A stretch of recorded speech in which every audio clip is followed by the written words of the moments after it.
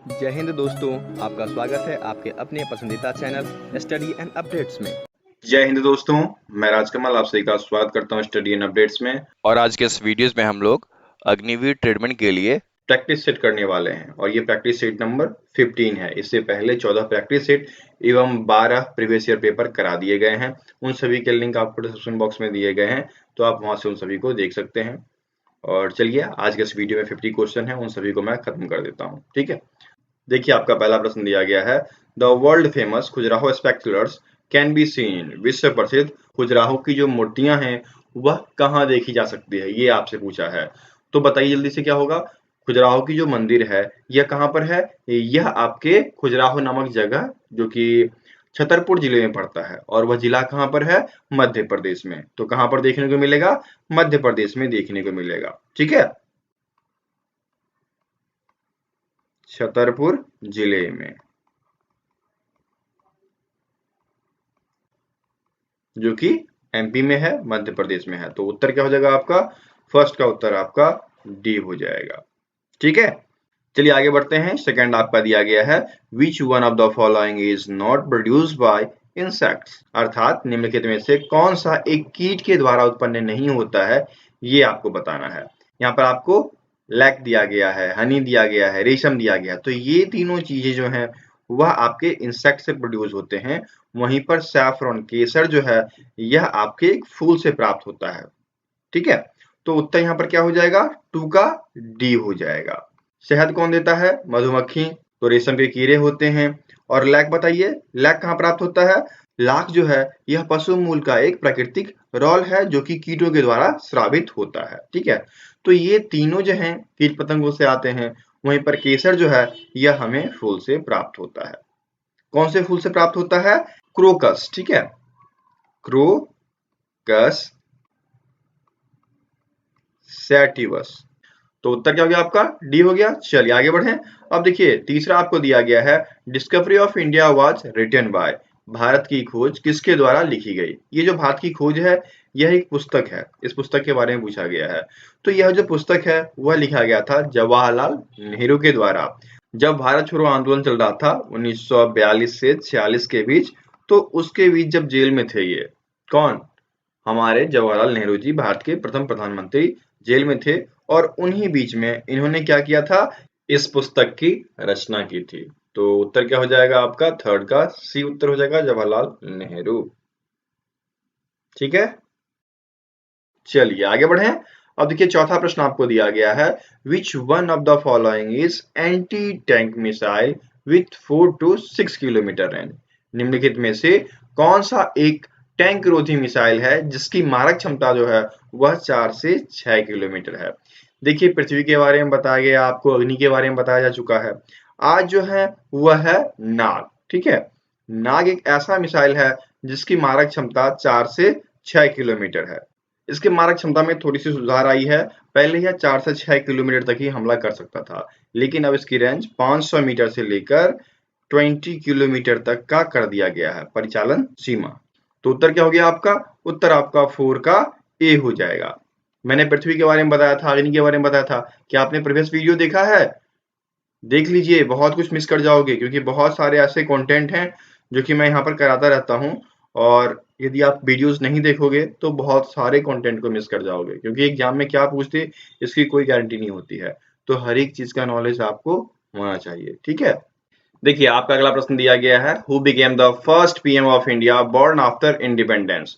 आजादी के बाद पैदा हुए भारत के पहले पीएम प्रधानमंत्री कौन बने हैं, ये आपको बताना है। तो देखिए इन सभी में अटल बिहारी वाजपेयी, मनमोहन सिंह, जवाहरलाल नेहरू, ये सभी 1947 से पहले के जन्मे हुए हैं। वहीं पर यदि नरेंद्र मोदी की बात की जाए तो इनका जन्म जो है वह 17 सितंबर 1950 को हुआ था। तो ये आजादी के बाद पैदा हुए ना, तो ये आजादी के बाद पैदा हुए पहले एवं प्राइम मिनिस्टर में 14वें नंबर पे हैं। ठीक है, कंटिन्यूअस प्राइम मिनिस्टर की बात की जाए तो 14वें नंबर पे, और 2014 में आए थे और करंटली अभी तक बने हुए हैं। तो उत्तर क्या हो जाएगा आपका, 5 का उत्तर आपका बी हो जाएगा, नरेंद्र मोदी। छठा प्रश्न दिया गया है, where is the geological survey of India situated. Bharat का भूवैज्ञानिक सर्वेक्षण कहाँ स्थित है ये बताना है। तो भूवैज्ञानिक सर्वेक्षण जो है इसका हेडक्वार्टर कोलकाता में है और इसके यदि रीजनल ऑफिस की बात की जाए तो वह आपका लखनऊ, जयपुर, नागपुर, हैदराबाद, शिलोंग एवं कोलकाता, कुल 6 हैं। ठीक है, कोलकाता हेडक्वार्टर के साथ साथ रीजनल भी है। तो उत्तर क्या हो जाएगा आपका? 6 का उत्तर सी हो जाएगा। चलिए आगे बढ़ते हैं। 7वां आपको दिया गया है, वेयर इज द गिर फॉरेस्ट लोकेटेड? गिर फॉरेस्ट कहाँ है? तो देखिए गिर नेशनल पार्क के बारे में आपने सुना होगा। यह एक वाइल्ड लाइफ सेंचुरी है और लोग इसे घूमने भी जाते हैं, जो कि गुजरात में है। और यहाँ पर जो है अधिकतर तेंदुआ और मृग ये देखने को मिलते हैं। उसके साथ साथ यदि हम पर्णपाती जंगल के बारे में बातचीत करें ना, तो वो भी गिर फॉरेस्ट में पाया जाता है। तो यहाँ पर उत्तर क्या हो जाएगा आपका? 7 का उत्तर आपका डी हो जाएगा, गुजरात। समझ गए? अगला देखिए 8वां आपको दिया गया है, on which day is army day celebrated in India? ठीक है, भारत में सेना दिवस, बहुत ही महत्वपूर्ण प्रश्न है। सेना दिवस कब मनाया जाता है ये आपको बताना है। तो सेना दिवस जो है यह आपको 15 जनवरी को मनाया जाता है। प्रत्येक साल 15 जनवरी को नई दिल्ली में सेना दिवस के रूप में सेलिब्रेट किया जाता है। मैं भी इसका हिस्सा बन चुका हूं। मैं गया था और बहुत ही अच्छा दृश्य लगा था, बहुत ही रोचक दृश्य होता है इनका। ठीक है, तो प्रत्येक साल यह 15 जनवरी को मनाया जाता है। कब से स्टार्ट हुआ था? 15 जनवरी 1949 से यह स्टार्ट हुआ था। 15 जनवरी 1949 से यह स्टार्ट किया गया था और अभी तक हो रहा है। और 2022 में जो हुआ है, 2022 में, तो यह 74वां सेना दिवस था। ठीक है, 74th। उत्तर क्या हो जाएगा? 8 का उत्तर आपका सी हो जाएगा। चलिए आगे बढ़े। अब देखिए 9वां आपको दिया गया है, where was Adolf Hitler born? देखिए अडोल्फ हिटलर के बारे में सब कोई जानते हैं और ये जो है जन्मे कहाँ के हैं? तो ऑस्ट्रिया में। क्योंकि राजनेता तो यह जर्मन के हैं, लेकिन पैदा कहाँ हुए थे? ऑस्ट्रिया के हंगरी नामक जगह पर। ठीक है, यहाँ पर ये पैदा हुए थे और फिर जर्मनी में बहुत ही तगड़े नेता, राजनेता के नाम से फेमस हुए। ठीक है, तो उत्तर क्या हो जाएगा? 9 का उत्तर आपका डी हो जाएगा, ऑस्ट्रिया। इनको सभी लोग इसलिए जानते हैं क्योंकि ये तानाशाह थे और तानाशाह को हर व्यक्ति जानता है क्योंकि बहुत सारे कांड इन्होंने किया था। तो इसी वजह से इनको सभी लोग जानते हैं। पैदा यह हुए थे ऑस्ट्रिया के हंगरी में और राजनेता कहाँ के बने थे? राजनेता बने थे जर्मनी के। 1933 से लेकर 1945 तक। ठीक है, 1933 से लेकर 1945 तक तानाशाह रहे थे।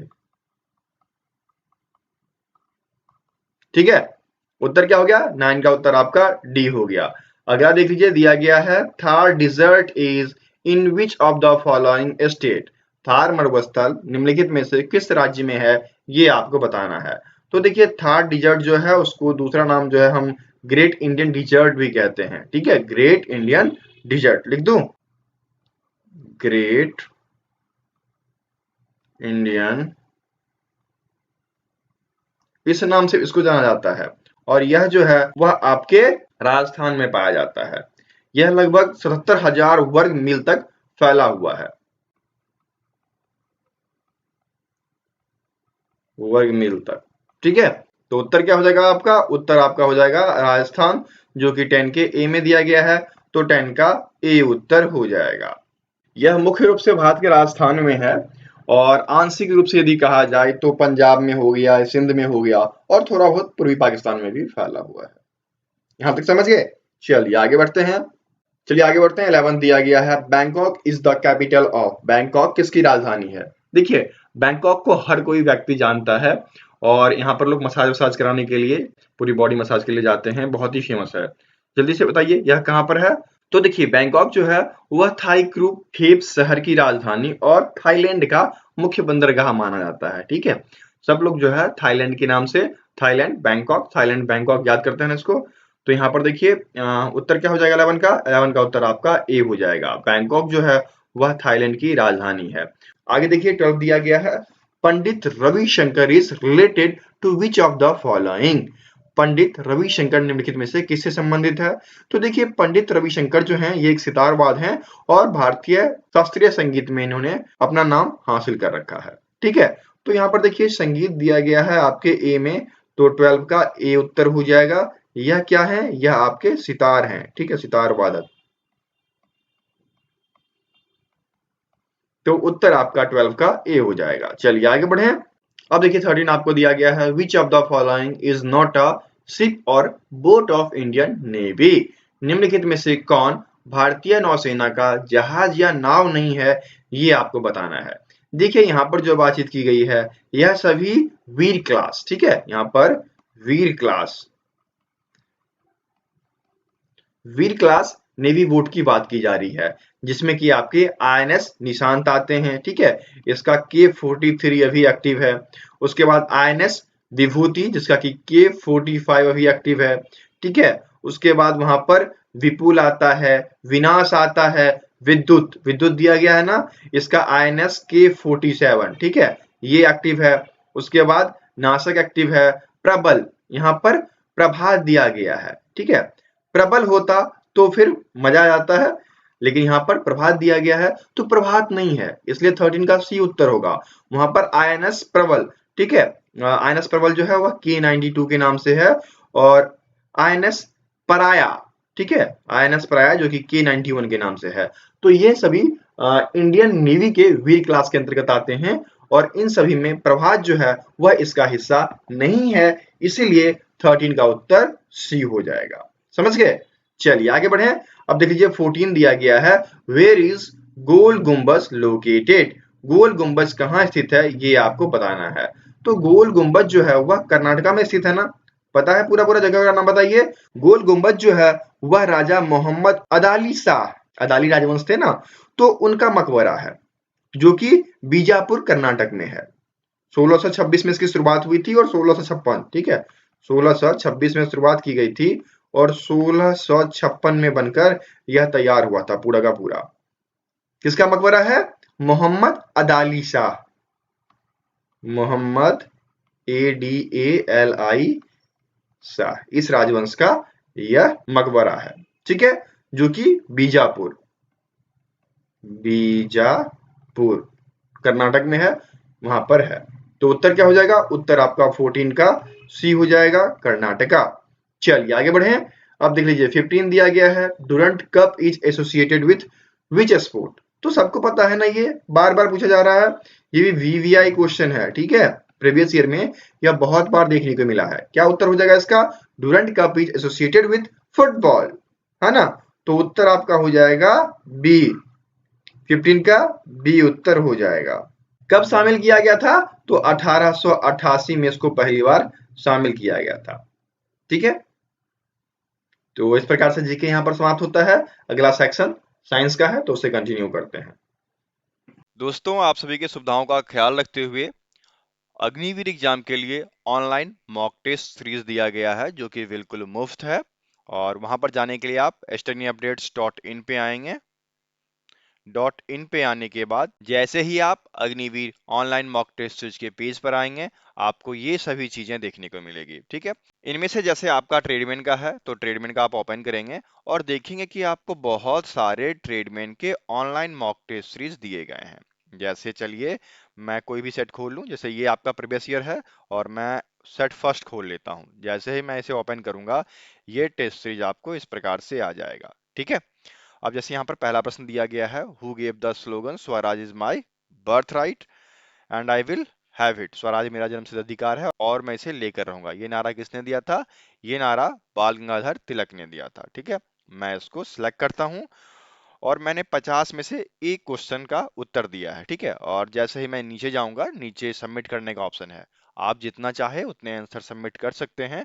और सबमिट करने के बाद आप देखेंगे, जैसे ही आप इस बटन पे क्लिक करेंगे फिनिश पे, यदि आपने सही उत्तर दिया है तो आपको यहाँ पर दे देगा। जैसे मैंने एक प्रश्न का सही उत्तर दिया, और जो सही उत्तर रहेगा उसमें आपको ग्रीन कलर आ जाएगा, ठीक है। गलत होगा तो रेड आ जाएगा। और इस प्रकार से आपको बता देगा कि आपने 100% में से कितने % मार्क्स प्राप्त किए, ठीक है। चलिए आगे बढ़ते हैं। अगला प्रश्न जो कि सेक्शन बी से है, जनरल साइंस से, और इसमें भी आपके 15 प्रश्न देखने को मिलते हैं। इसमें क्या दिया गया है? हु डिस्कवर्ड ब्लड सर्कुलेशन, रक्त परिसंचरण की खोज किसने की है, ये आपको बताना है। तो सबसे पहले तो मुझे ये बताइए कि रक्त परिसंचरण में क्या होता है। एक रक्त संचार प्रणाली में जो कि हृदय जो कि मुख्य होता है, वह क्या करता है कि शरीर में सभी कोशिकाओं को पोषक तत्व जैसे कि ऑक्सीजन हो गया, ये पहुंचाने का काम करता है ना। और इसमें क्या होता है कि हृदय अपने पूरे शरीर में चलने वाली रक्त वाहिकाएं इसका प्रयोग करती है और ऑक्सीजन को शरीर के कोने कोने तक पहुंचाती है। इसके खोज का श्रेय आपको विलियम हार्वे को जाता है। तो हार्वे यहाँ पर आपके बी में दिया गया है, ठीक है। तो 16 का बी उत्तर हो जाएगा, समझ गए। चलिए आगे बढ़े। अब देखिए 17 दिया गया है, the outer most layer of skin is called. शरीर का जो सबसे बाहरी परत है वह क्या कहलाता है? तो यह आपका एपिडर्मिस कहलाता है। ढूंढिए कहां दिया गया एपिडर्मिस, आपके बी में दिया गया है। तो 17 का उत्तर क्या हो जाएगा? 17 का उत्तर आपका बी हो जाएगा। यह क्या करता है कि शरीर को नुकसान से बचाता है और आपके शरीर को हाइड्रेट रखता है, ठीक है। नई नई कोशिकाओं का उत्पादन करते रहता है और आपका शरीर हमेशा बाहरी चीजों से बचा रहे, इस काम में यह लगा रहता है। तो उत्तर क्या हो जाएगा? 17 का उत्तर आपका बी हो जाएगा। चलिए आगे बढ़े। अब देखिए 18 दिया गया है, sound louder than how many decimal is painful.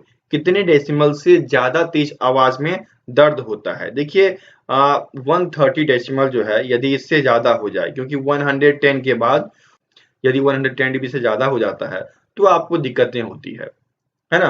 तो यहाँ पर 110 के बाद सीधे 130 दिया गया है, इसलिए ऑप्शन 130 आएगा, ठीक है।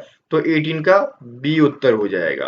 अच्छा, कुछ निर्धारित डेसिबल्स हैं जो कि जैसे कि यातायात के लिए, तो यातायात के लिए आपको 80 dB, ठीक है, 80 dB यातायात के लिए। शांत बातचीत में है तो सामान्य बातचीत में 60 dB आता है, ये आप याद रखिएगा, सामान्य बातचीत के दौरान, ठीक है। उसके बाद इंडस्ट्रियल में 100 dB अलाव है, 100 dB जो है वह इंडस्ट्री में अलाव है। और बहुत तेज संगीत जो सुनते हो जो कि कान को इफेक्ट करता है, वह चला जाता है 120 dB। जब बेस पूरा लगा देते हो तो वह संगीत आपको हार्म करने लग जाता है, इसलिए 110 dB तक आप लोग संगीत सुन लो तो बहुत ही मजे की बात होती है। और यहाँ पर 130 dB जो कि पेनफुल होता है, तो 130 के बाद आप कहाँ फील कर सकते हो 130 से ज्यादा? तो 140 dB जो होता है वह जेट इंजन का होता है, 140 dB जेट इंजन। तभी तो लोग जब जेट इंजन में बैठते हैं तो वहां पर हेडफोन्स का प्रयोग किया जाता है ताकि कान में एक्सटर्नल आवाज ना जाए और मनुष्य परेशान ना हो, ठीक है। तो उत्तर क्या हो जाएगा यहाँ पर? यहाँ पर उत्तर आपका 18 का बी हो गया। अब चलिए 19 देखते हैं क्या दिया गया है। Which of the following is commonly used as the moderator in nuclear reactors. निम्नलिखित में से किसका प्रयोग सामान्यतः नाभिकीय रिएक्टरों में मॉडरेटर के रूप में किया जाता है? देखिए मॉडरेटर के रूप में अधिकतर भारी पानी ड्यूटेरियम ऑक्साइड D2O, ठीक है, D2O इसका प्रयोग किया जाता है। तो देखिए हैवी वाटर खारा पानी या फिर भारी पानी, ठीक है। उत्तर क्या हो जाएगा आपका? 19 का उत्तर आपका डी हो जाएगा, ठीक है। आगे बढ़े। अब देखिए आपका अगला दिया गया है 20, Tyndall effect is associated with which property of light. टिंडल प्रभाव जो है वह प्रकाश के किस गुण से संबंधित है? तो यह आपके स्कैटरिंग ऑफ लाइट, प्रकाश के प्रकीर्णन से संबंधित है। टिंडल प्रभाव जो होता है यह अधिकतर मिश्रण कोलाइडल है या नहीं ये पता लगाने के लिए प्रयोग किया जाता है। तो यहाँ पर क्या हो जाएगा? Tyndall effect is associated with scattering of light. तो 20 का ए उत्तर हो गया, ठीक है। आगे बढ़े। अब देख लीजिए 21 दिया गया है, what is the measure of inertia. जड़त्व का माप क्या है? जड़त्व का नियम क्या है बताइए जल्दी से। तो न्यूटन का पहला नियम जो है वह जड़त्व का नियम कहलाता है। और इसमें क्या होता है कि यदि एक वस्तु मोशन में होती है, गति में होती है, तो गति में रहना चाहती है जब तक कि उस पर कोई बाह्य बल काम ना करे, ठीक है।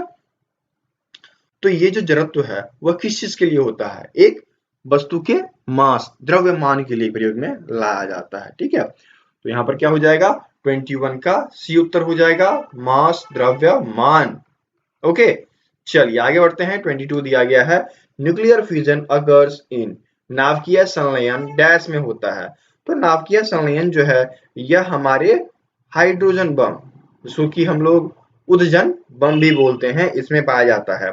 नाभिकीय संलयन में क्या होता है कि दो या दो से अधिक परमाणु जो है वह विभिन्न प्रकार के एक परमाणु या फिर उप परमाणु को बनाने के लिए संयुक्त होते हैं। तो यह प्रक्रिया नाभिकीय संलयन कहलाता है, न्यूक्लियर फिजन, जो कि अधिकतर हाइड्रोजन बम में पाया जाता है। तो हाइड्रोजन बम देखिए आपके 22 के बी में दिया गया है, तो 22 का बी उत्तर हो जाएगा। ठीक है, चलिए आगे बढ़े। 23 आपको दिया गया है, electric light bulbs are filled with, बिजली के बल्ब में क्या भरा हुआ होता है? इलेक्ट्रिक बल्ब में जो है मूल तौर पे 93% आर्गन फिल किया जाता है, इसी वजह से उत्तर लोग आर्गन टिक करते हैं। लेकिन आजकल 7% जो है 7% वह नाइट्रोजन फिल होने लगा है। अब देखिए आर्गन और नाइट्रोजन क्यों प्रयोग में लाया जाता है? तो आर्गन जो है वह जड़ता क्षमता, ठीक है, यदि बल्ब फ्यूज हो तो जले ना, इसको कम करने के लिए प्रयोग किया जाता है। और नाइट्रोजन जो है वह ब्रेक डाउन वोल्टेज को रोकने के लिए प्रयोग किया जाता है। तो यहाँ पर उत्तर मैं भी जाऊंगा ए के साथ, आर्गन। ठीक है, यदि यहाँ पर यह दिया होता कि आर्गन एवं नाइट्रोजन दोनों, तो हम उस पर चलते, लेकिन फिलहाल हम लोग आर्गन पे ही चलेंगे, क्योंकि यह क्या करता है, बल्ब के जड़ता क्षमता को बढ़ाता है। ठीक है, चलिए आगे बढ़े। अब देख लीजिए 24 दिया गया है, अ स्टेशनरी बॉडी कैन हैव, एक स्थिर शरीर में क्या हो सकता है? तो स्थिर शरीर में क्या होता है, ऊर्जा संचित रहती है ना। यदि वस्तु मूव करती है तो उसमें काइनेटिक एनर्जी रहती है, अन्यथा पोटेंशियल एनर्जी उसमें स्टोर रहती है। ठीक है, तो ऊर्जा स्टोर रहती है ना, तो क्या हो जाएगा, 24 का डी उत्तर हो जाएगा। ठीक है, अच्छा काइनेटिक एनर्जी का फॉर्मूला क्या होगा, हाफ एम वी स्क्वायर। ठीक है, और पोटेंशियल एनर्जी का, पोटेंशियल का आप कमेंट कीजिए जल्दी से पोटेंशियल एनर्जी का फॉर्मूला कमेंट बॉक्स में कमेंट कीजिए। ठीक है, चलिए आगे बढ़ते हैं। 25 दिया गया है, propagation of sound wave is possible only if there is dash. क्या पूछा आपसे, ध्वनि तरंग का संचरण कब संभव होता है? तो ध्वनि तरंग जो है वह एक माध्यम से ट्रैवल करते हैं, चाहे वह सॉलिड हो चाहे वह गैस हो, इसको मीडियम की जरूरत होती है। यदि मीडियम ना हो तो ध्वनि तरंग जो है वह एक स्थान से दूसरे स्थान तक नहीं जाएगी। वैक्यूम में कभी भी ध्वनि ट्रैवल नहीं करती है, इसलिए इसको हमेशा एक माध्यम की जरूरत होती है। Need a medium, either solid हो, लिक्विड हो, गैस हो, लेकिन एक माध्यम होना चाहिए। तो उत्तर क्या हो जाएगा, 25 का उत्तर आपका बी हो जाएगा। ठीक है, चलिए आगे बढ़े। 26 दिया गया है, the image form by convex mirror is always, convex mirror के द्वारा जो इमेज बनता है वह कैसा बनता है? तो कन्वेक्स मिरर अर्थात उत्तल दर्पण के द्वारा यदि इमेज बनेगी तो वह हमेशा क्या होगा, वर्चुअल होगा और इरेक्ट होगा। वर्चुअल कहने का मतलब आभासी और इरेक्ट कहने का मतलब हो गया सीधा। ठीक है, तो उत्तर क्या हो जाएगा, उत्तर आपका 26 का बी हो जाएगा, वर्चुअल एंड इरेक्ट। ओके, चलिए आगे बढ़े। 27 आपको दिया गया है, which of the following is produce on heating calcium carbonate.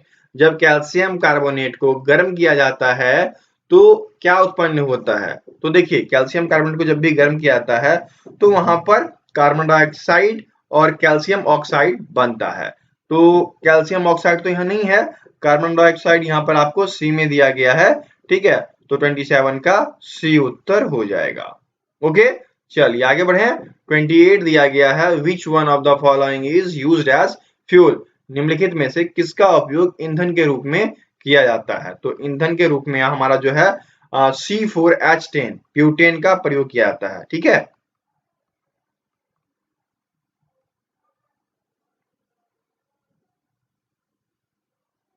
तो उत्तर आपका हो गया बी, 28 का बी उत्तर हो जाएगा। चलिए आगे बढ़ते हैं। 29 दिया गया है, animal kingdom is divided into how many सब किंगडम्स। एनिमल किंगडम जो है वह कितनी सब किंगडम में विभाजित किया जाता है? तो इसके दो सब किंगडम्स हैं, कौन कौन से, पैराजोआ और यूमेटाजोआ। ठीक है, तो पैराजोआ और यूमेटाजोआ ये दो हो गए, तो यहाँ पर 2 हो जाएगा, तो 29 का उत्तर आपका बी हो जाएगा। ठीक है, चलिए आगे बढ़े। 30 दिया गया है, हाउ डू एम्फीबियन एनिमल्स रेस्पियर, उभयचर प्राणी किस प्रकार से श्वसन करते हैं ये बताना है। तो उभयचर प्राणी जो है फेफड़े, त्वचा और गलफरे इन सब से करते हैं, ठीक है। तो ऑल ऑफ एबव हो गया ना, उत्तर क्या हो जाएगा, 30 का उत्तर आपका डी हो जाएगा। ओके, दोस्तों यदि आप अग्निवीर की तैयारी कर रहे हैं और आपको फ्री पीडीएफ चाहिए तो बिल्कुल उपलब्ध है, आप इसे फ्री में डाउनलोड कर सकते हैं अपने फोन के द्वारा, लैपटॉप के द्वारा। कैसे करेंगे, आपको क्या करना है, अग्निवीर पीडीएफ पे क्लिक करना है। पीडीएफ पे क्लिक करते ही आपको ये पेज खुल जाएगा। इस पेज में आप आएंगे, जैसे ट्रेडमैन का डाउनलोड करना है ना, तो ट्रेडमैन पे चलेंगे। देखिए tradesman, Agniveer tradesman 8th and 10th base PDF. यहाँ पर दो चीज दिया गया है, एक प्रैक्टिस सेट का दिया गया है, ठीक है, जो कि ऑनलाइन मॉक टेस्ट है, और दूसरा आपका पीडीएफ का दिया गया है। तो आपको पीडीएफ वाले पे क्लिक करना है। जैसे ही आप इस पे क्लिक करेंगे ये आपको इस प्रकार से खुल जाएगा, ठीक है। यहाँ पर आप सारे पीडीएफ्स को डाउनलोड कर सकते हैं, ठीक है। जैसे आपको इसका डाउनलोड करना है तो आप क्या करेंगे, इस पे क्लिक करेंगे और यहाँ से आप पीडीएफ डाउनलोड कर पाएंगे। यदि फोन में कर रहे हैं तो क्लिक करते ही डाउनलोड हो जाएगा। यदि लैपटॉप में कर रहे हैं तो ये देखिए इस एरो बटन से आप डाउनलोड कर सकते हैं और सेव कर लीजिए, पीडीएफ आपका डाउनलोड हो जाएगा, ठीक है। अब चलिए आगे बढ़ते हैं सेक्शन सी। और सेक्शन सी जो है यह मैथमेटिक्स का है और इसमें 15 प्रश्न देखने को मिलेंगे। इसमें आपके दिया गया है, how many numbers between 200 and 300 are such which are divisible by 13। 200 और 300 के बीच कितनी ऐसी संख्याएं हैं जो 13 से विभाज्य है। देखिए 200 और 300 कह रहा है ना, तो ए हमारा क्या हो गया, एपी का फॉर्मूला याद है, उसमें ए हमारा 299 हो गया और ए हमारा 208 हो गया। ये ऐसी संख्याएं हैं जो कि आखिरी है 13 से डिविजिबल और ये पहला है 13 से डिविजिबल, ठीक है। तो देखिए ये हमारा बन गया। उसके बाद देखिए एक फॉर्मूला हमने पढ़ा था, a equals to a plus n minus 1 into d, ये पढ़ा था। तो इसमें डाल दो, a कितना हो जाएगा 299, ठीक है। उसके बाद देख लीजिए ये आपका हो जाएगा 208, n जो है आपका हमें पता लगाना है -1 और d डिफरेंस 13 का होना चाहिए, समझ गए। अब देख लीजिए क्या हो जाएगा, अब यहाँ पर 299 माइनस 208 इक्वल्स टू क्या हो जाएगा n माइनस 1 इंटू 13, ठीक है। अब देख लीजिए ये हो गया आपका 91 equals to n minus 1 into 13। तो n माइनस 1 इक्वल्स टू क्या हो जाएगा 91 बटे 13। इससे उसको काटिए, कितने टाइम्स में कट जाएगा, तो 7 टाइम्स में कट जाएगा। n माइनस 1 इक्वल्स टू 7, तो n इक्वल्स टू क्या हो जाएगा 7 प्लस 1 इक्वल्स टू 8। कुल ऐसी 8 संख्याएं हैं जो कि 200 से 300 के बीच हैं और वह 13 से विभाज्य हैं। तो उत्तर क्या हो जाएगा आपका 8, जो कि सी में दिया गया है। तो 31 का सी उत्तर हो जाएगा। यह आपके अर्थमेटिक प्रोग्रेशन से लिया गया है। थोड़ा सा आप फॉर्मूला याद रखिएगा ये वाला, ठीक है। आगे बढ़े। 32 आपको दिया गया है, find out the area of rhombus whose diagonal are 16 centimetre and 18 centimetre. समचतुर्भुज का क्षेत्रफल ज्ञात करना है जिसका विकर्ण 16 और 18 है। तो सिंपल सा फॉर्मूला है इसका, d1 इंटू d2 बाई 2 अर्थात 16 गुने 18 बटे 2, ये आपका 288 बटे 2 इक्वल्स टू 144, ठीक है। सॉल्व हो गया। देखिए यहाँ पर सी में दिया गया है, तो 32 का सी उत्तर हो गया, ठीक है। आगे बढ़े। अब देख लीजिए क्या दिया गया है, हमें इसका अंडर रूट निकालना है, तो निकाल लो ना, ठीक है। ये देखिए इसका अंडर रूट जो होगा आपको वह ये होता है 69 का, 69 का। तो 69 कर लिए, 1 2 3 4, तो यहाँ पर 1 2 डेसिमल, तो ये ढूंढिए, ये आपके बी में दिया गया है। तो 33 का बी उत्तर हो जाएगा, ठीक है। वर्गमूल आपको निकालने आता है कि नहीं आता है, एक बार दिखा दूं, 4761, मैं सिर्फ इसका निकालूंगा, ठीक है। तो देख लो आप, दो दो के पेयर में बांट लो इसको, और ये आपका हो गया 6 36, यहाँ पर 1 1 6 1, ये हो गया 12, और ये आपका हो जाएगा 9 जा में 9 9 81, 8 बचा रह गया, 9 दूनी 18, 18 8 26, 6 हो गया, 2 बचा रह गया, 9 एकम 9, 9 2 11, कट गया ना। तो ये कितने का हो गया 69 का हो गया। तो इस प्रकार से जो है वर्गमूल निकाला जाता है, ये आपको पता होना चाहिए, ठीक है। आगे बढ़े। अब 34 आपको दिया गया है, in how many year a principal amount will be 3 times at 10% simple rate of interest. 10% साधारण ब्याज दर पर एक मूलधन कितने वर्ष में 3 गुना होगा, ये आपको बताना है। तो देखिए 3 गुने की बात की जा रही है ना।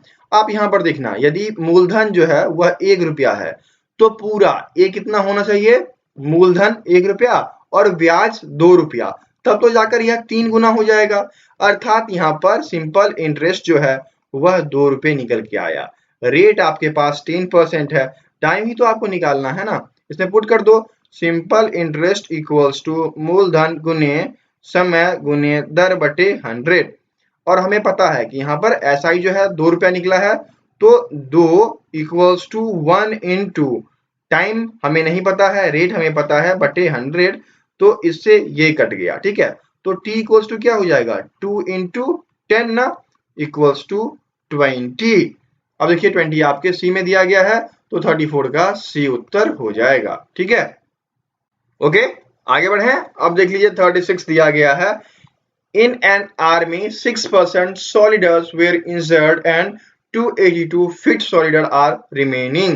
Calculate the number of soldiers injured. कहा जा रहा है कि एक सेना में 6% सैनिक घायल हो गए, 282 फिट हैं। तो आप देखना 100 में से 6% यदि घटाते हो तो 94% जो कि बराबर है 282 के। ठीक है, तो x निकल जाएगा, x का 94% जो है वह 282 है, तो x क्या हो जाएगा, 282 गुने 100 बटे 94, ये 3 बार में कट गया, 300 निकल के आया। ठीक है, तो कुल 300 है, तो 300 में से यदि हम 94% वाला घटा दें तो हमें बचा हुआ 6% चलाएगा ना, तो कितना हो जाएगा, यह आपके 18 निकल के आ गया। तो 6% जो हुए वह 18 के बराबर हुए। ठीक है, कुल में से ये 100% वाला है, ये 94% वाला है, इसको घटा दिए तो 6% वाला निकल के चला आया। क्या हो जाएगा उत्तर आपका, उत्तर आपका डी हो जाएगा। ठीक है, आगे बढ़े। अब देख लीजिए 36, बहुत ही अच्छा। यहाँ पर देखिए क्या दिया गया है, फैक्टराइजेशन करना है ना, बहुत आसानी से निकल जाएगा। M square plus 9mn plus 2mn plus 18n square, क्या हो जाएगा, m निकाल दो, m प्लस 9n, अब यहाँ पर 2n निकाल दो, m प्लस 9n रह जाएगा। तो ये आपका m प्लस 2n आ गया और ये आपका m प्लस 9n आ गया। ये ढूंढना है, m प्लस 9n और m प्लस 2n, ये आपके ए में मिल गया, तो 36 का ए उत्तर हो गया। ठीक है, आगे बढ़े। अब देख लीजिए 37 दिया गया है, Ram's age is 1/3 that of his father's age. If the sum of age of Ram's and father is 60 year, what is Ram's age? Ram की आयु उसके पिता की आयु का 1/3 है। यदि राम और उसके पिता का आयु का योग 60 वर्ष है तो राम की उम्र क्या होगी? बहुत ही सिंपल, मानते हैं राम के पिता का उम्र x वर्ष है, तो राम का उम्र क्या हो जाएगा, x का 1/3 ना, और इन दोनों का योग कितना है, 60 है, तो क्या हो जाएगा, ये आपका 4x इक्वल्स टू 60। तो 4x इक्वल्स टू क्या हो जाएगा, 60 गुने 3, x इक्वल्स टू क्या हो जाएगा, 60 गुने 3 बटे 4, काट दो ना, 15 बार में है ना, तो x इक्वल्स टू कितना निकला, 45। अर्थात राम के पिता का उम्र 45, तो राम कितना हो जाएगा, 45 बटे 3 ना, 15 वर्ष का। ये आपके बी में दिया गया है, तो 37 का बी उत्तर हो गया। बस ऐसे ही प्रश्न सॉल्व करना आप लोग। ठीक है, चलिए आगे बढ़े। अब देख लीजिए 38 दिया गया है, Rajesh kept his marbles in his bag. He wants keep in each bag as there are bags. How many bags should be possessed if he had 3481 marble? Simple सी बात है, राजेश के पास 3481 मार्बल है और यह चाहता है कि जितना मार्बल की संख्या हो उतनी बैग की संख्या हो, तो इसका वर्गमूल निकाल दो ना, 3481 निकाल दो वर्गमूल, क्या हो जाएगा, ये आपका हो जाएगा 25, ये आपका 10 हो गया, ठीक है, और ये आपका 9 हो जाएगा। तो 9 नमा 81 और 9 कट गया, तो 59 इंटू 59 आ गया ना, क्या हो जाएगा 59, इसका उत्तर हो जाएगा। तो 38 का डी उत्तर हो गया। चलिए आगे बढ़े। अब देख लीजिए 39 दिया गया है और बहुत ही आसान है, थोड़ा जूम कर देते हैं, ये लीजिए। अब देख लीजिए 39 क्या दिया गया है, अंडर रूट 0.081 इंटू 0.324 इंटू 4.624 बटे 1.5625 इंटू 0.0289 इंटू 729 इंटू 64। यह किसके बराबर है ये बताना है।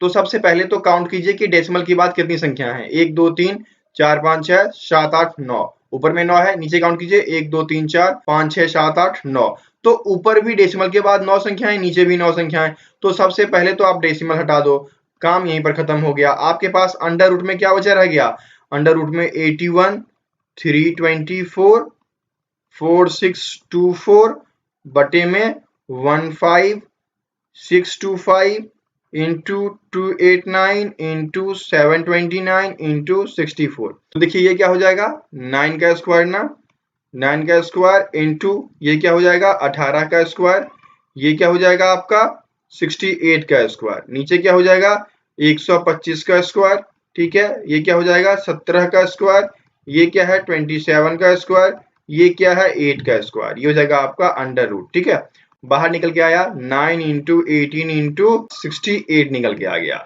नीचे क्या हो जाएगा 125 इंटू 17 इंटू 27 इंटू 8 निकल के आ गया। ठीक है, अब कट कर दीजिए, 3 6 18, 3 9 27, 3 3 9, 3 दूनी 6, ठीक है, ये 3 हो गया, 4 दूनी 8 हो गया, ठीक है, 2 से 2 कट गया, क्या बचा 3 बटे 125 जो कि बराबर हो जाएगा 0.024 के, है ना। अब इसको ढूंढिए कहाँ दिया गया है, ये आपके यहाँ पर सी में दिया गया है, तो 43 का सी उत्तर हो जाएगा। ठीक है, आगे बढ़े। अब देख लीजिए 40 दिया गया है, find a sum if 6 are added in 8 then it becomes divided by 27 36 63 and 108। क्या कह रहा है कि एक योग ज्ञात करना है, यदि उसमें 6 जोड़ दिया जाए तो वह 27 36 63 और 108 से विभाज्य हो जाए। तो इसमें एलसीएम निकाल के 6 घटा दो, क्वेश्चन सॉल्व हो जाएगा। तो इन सब का एलसीएम देख लीजिए 27 36 63 108, ठीक है, इससे लगाओ 3 बार में, 3 नमा 27, 12 तिये 36, 21 तिये 36 तिये, फिर 3 से लगा दो, 3 तिया 9, 3 चौक 12, 3 शते 21 और 12 तिये 36, फिर 3 से लगा सकते हो, एक बार और लगा दो, 3 एकम 3 4 7 और ये 4 तिये 12, फिर एक बार 4 से लगा दो, 1 1 7 1। एलसीएम क्या निकल के आ गया, LCM equals to 3 into 3 into 3 into 4 into 7, तो ये हो गया 3 तिया 9 तिया 27 इंटू 28, ये हो गया आपका 756। अब क्या करना है, एलसीएम में से 6 घटाना है, तो 756 माइनस 6 इक्वल्स टू 750 निकल कर चला आएगा।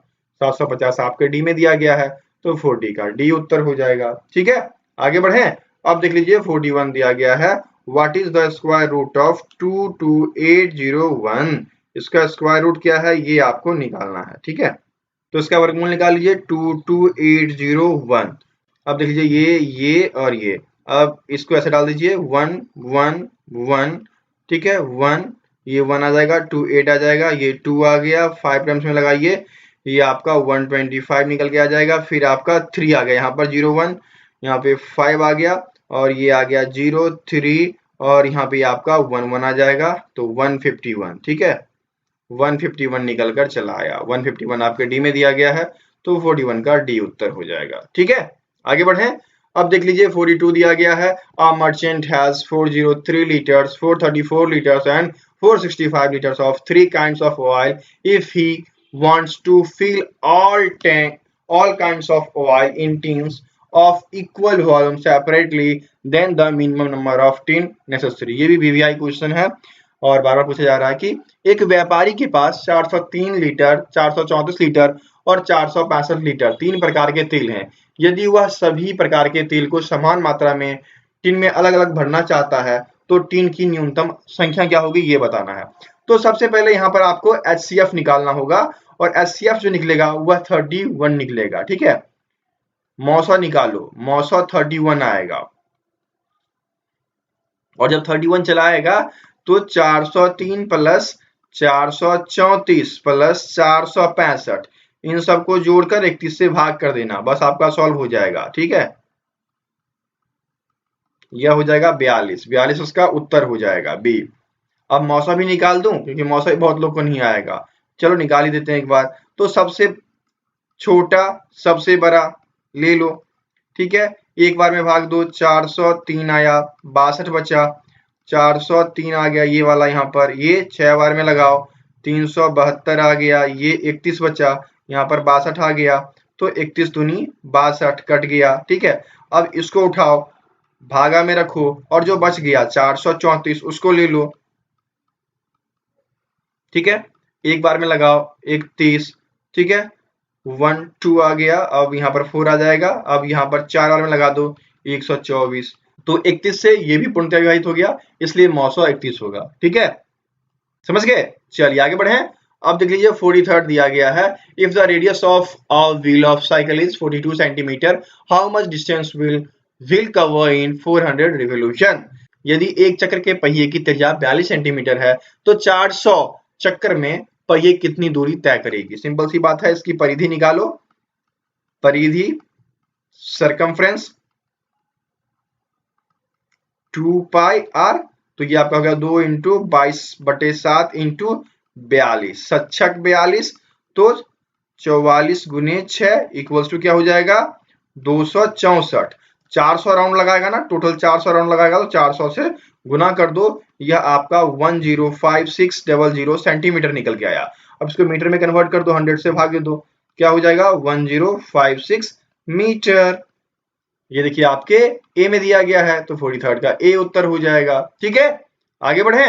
अब देख लीजिए अगला 44 दिया गया है, an article when sold for ₹329 included 6% loss to the shopkeeper, what is the cost price of article. क्या पूछा गया आपसे कि एक वस्तु को जब 329 रुपए में बेचा गया तो दुकानदार को 6% की हानि हुई, तो वस्तु का हमें क्रय मूल्य निकालना है। सब कुछ यहाँ पर जो है वह हानि परसेंट पे ही सॉल्व हो जाएगा। यदि आपको हानि परसेंट का फॉर्मूला पता है तो हम प्रश्न को बड़े ही आसानी से सॉल्व कर देंगे। तो देखिए हानि percent, loss percent equals to क्या होता है, लॉस गुने 100 बटे क्रय मूल्य। ठीक है, अब यहाँ पर लॉस कैसे निकलेगा, यहाँ पर लॉस जो है आपको पता है लॉस परसेंट 6% है, तो 6% पहले लिखते हैं, 6% इक्वल्स टू क्या हो जाएगा लॉस क्रय मूल्य माइनस विक्रय मूल्य, ये होगा ना लॉस, क्योंकि यहाँ पर हानि हो रही है इसलिए क्रय मूल्य से विक्रय मूल्य को घटा देंगे, गुने 100 बटे में सीपी। ठीक है, तो अब इसको और तोड़ते हैं, तो 6 बटे 100 इंटू सीपी इक्वल्स टू क्या हो जाएगा सीपी माइनस एसपी।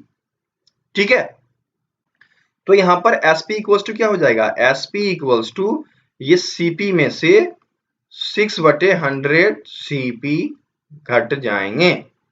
ठीक है, अब देख लीजिए एसपी आपको पता है ना, क्योंकि 329 में बेचा गया है तब 6% का लॉस हुआ है, तो 329 इक्वल्स टू सीपी।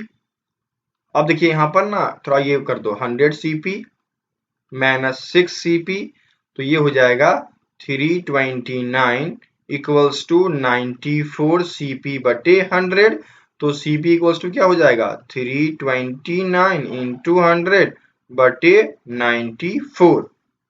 तो यदि 94 से हम 329 काटते हैं तो आपके 3.5 बार में पूरा पूरा कट जाता है, तो 3.5 इंटू 100 इक्वल्स टू क्या हो जाएगा 350, जो कि यहाँ पर आपके सी में दिया गया है, तो 44 का सी उत्तर हो जाएगा। थोड़ा सा पेचीदा हो गया है, एक बार दोबारा देख लोगे तो प्रश्न आपका यहाँ पर समझ में आ जाएगा। ठीक है, चलिए आगे बढ़े। 45 दिया गया है, what will be the complete surface area of a cylinder having 28 metre as diameter and 20 metre as height. 28 metre व्यास और 20 मीटर ऊंचाई वाले बेलन की संपूर्ण पृष्ठीय क्षेत्रफल क्या होगी। देखिए यहाँ पर d इक्वल्स टू 28 दे दिया, तो r इक्वल्स टू क्या हो जाएगा, d/2 ना, इक्वल्स टू 28/2 इक्वल्स टू 14, ये निकल के चला आएगा। ठीक है, और हाइट जो है 20 दिया गया है, तो फॉर्मूला क्या होता है टोटल सरफेस एरिया का, 2πr into h plus r। ठीक है, तो ये आपका हो गया 2 इंटू 22/7 इंटू 14 और 14 प्लस 20, तो ये हो गया, दो बार में कट गया, 22 दूनी 24 दूनी 88 गुने 34, ये 2992 निकल के आ जाएगा, जो कि यहाँ पर ए में दिया गया है। तो 45 का ए उत्तर हो गया। ठीक है, मैथ यहाँ पर समाप्त होता है। अब कुछ रीजनिंग के प्रश्न हैं, तो चलिए उनको भी कर जाते हैं। यहाँ पर दिया गया है 46 में, in a code language pipe is written as 169165। ठीक है, PIPE इसको लिखा जाता है 16-9-16-5। ठीक है, तो श्वान कैसे लिखा जाएगा, SWAN। तो ये सब पोजीशन वाइज हैं। ठीक है, मैंने कई बार आपको बताया है कि ए से लेकर जेड तक के पोजीशन याद कर लो। P16 पे आता है, I9 पे आता है, E5 पे आता है। इसी प्रकार S किस पे आएगा, S19 पे आता है, W23 पे आता है, A पहले पे आता है और N 14 पे आता है। क्या बना, 1923114 बना, है ना, 1923114, जो कि यहाँ पर आपके डी में दिया गया है। तो 46 का डी उत्तर हो गया। ठीक है, अगला देख लें, 47 दिया गया है, B25Y, B25Y, फिर दिया गया है D23W, फिर F21U। देखना, BCD plus 2, DEF plus 2, FGH H आ जाएगा। अब यहाँ पर देखो 25 से 23 -2, 23 से 21 -2, तो -2 कर लो, 19 आ जाएगा। Y से W -2, W से भी -2, तो U से -2 करेंगे तो S आ जाएगा, अर्थात H19S ये आपका हो जाएगा, जो कि D में दिया गया है। तो 47 का D उत्तर हो जाएगा। ठीक है, आगे बढ़े। अब चलिए अगला देख लेते हैं, क्या दिया गया है, find the next letter of series. क्या दिया गया है, CDFI। तो अगला क्या होगा हमें ये बताना है, C + 1 D, D + 2 F, F + 3 I, तो I + 4 कर दो ना, JKL M आ जाएगा। M देखिए आपके A में दिया गया है, तो 48 का A उत्तर हो जाएगा। ठीक है, आगे बढ़े। अब देख लीजिए 49 दिया गया है, कंप्लीट द सीरीज। क्या दिया गया है, बटर मिल्क ऑयल किससे प्राप्त होता है, मक्खन जो है वह दूध से प्राप्त होता है, तो तेल किससे प्राप्त होता है, तो तेल जो है वह सरसों के बीज से प्राप्त होता है, सीड से। तो यहाँ पर क्या हो जाएगा उत्तर आपका, 49 का उत्तर आपका बी हो जाएगा। ठीक है, आगे बढ़े। अब देख लीजिए ये आपका आखिरी प्रश्न दिया गया है, क्या है, if north west is north then east will be. यदि उत्तर पश्चिम उत्तर है तो पूर्व क्या होगा, लीजिए, नॉर्थ, साउथ, ईस्ट, वेस्ट, इसको भी कट कर लेते हैं, north east, south east, south west, north west. क्या कह रहा है कि नॉर्थ वेस्ट यदि नॉर्थ है, नॉर्थ वेस्ट यदि नॉर्थ है, ये नॉर्थ हो गया, तो ये आपका क्या हो जाएगा, साउथ हो जाएगा। ठीक है, और ये आपका क्या हो जाएगा, ये आपका ईस्ट हो गया, ये आपका वेस्ट हो गया। तो क्या पूछा आपसे, पूर्व के बारे में ना, देन ईस्ट विल बी, तो ईस्ट तो यहाँ है, तो ईस्ट आ गया इसके और इसके बीच, तो ये आपका हो जाएगा ईस्ट साउथ या फिर साउथ ईस्ट। ठीक है, ये ढूंढिए, साउथ ईस्ट दिया गया है ए में, तो 50 का ए उत्तर हो जाएगा। ठीक है, तो इस प्रकार से इन प्रश्नों को सॉल्व करना था, बहुत ही आसान तरीके से प्रश्न सॉल्व हो गए हैं। कोई भी क्वेरी है आप हमारे व्हाट्सएप नंबर 7979946092 पे मैसेज कर सकते हैं। हम चाहेंगे कि आपकी जो क्वेरी है वो सॉल्व हो जाए। ठीक है, फिर मिलते हैं अगले वीडियो में, तब तक के लिए जय हिंद।